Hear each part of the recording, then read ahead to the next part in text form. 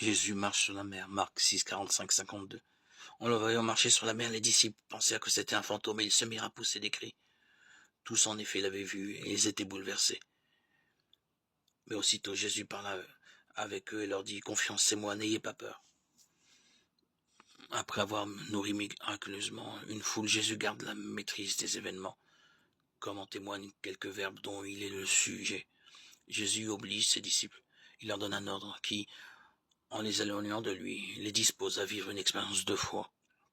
Le soir sur la montagne, sans foule, sans disciples, Jésus prie dans la solitude, pendant que les disciples, dans leur barque, peinent à ramer contre le vent. Vers la fin de la nuit, Jésus rejoint les disciples. Il vient à eux au milieu du lac.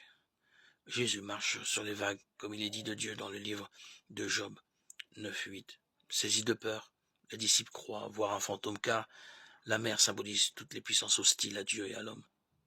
Confiance, c'est moi, n'ayez pas peur. L'affirmation c'est moi rappelle je suis du livre de l'Exode 3:14, quand Dieu se révèle à Moïse. Ici, en se rendant présent aux disciples, Jésus leur révèle sa divinité qu'ils n'avaient pas encore reconnue lors du miracle des pains.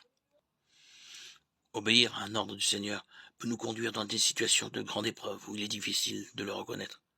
Il nous rejoint pourtant et sa parole reste comme un écho qui n'en finit pas de résonner en nous.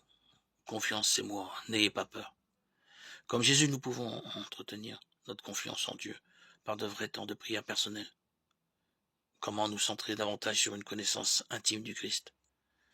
Le contempler chasse toutes nos peurs d'aller à la rencontre des autres et permet de dire la joie de l'évangile, la joie du partage, la joie du don de Dieu, la joie du salut.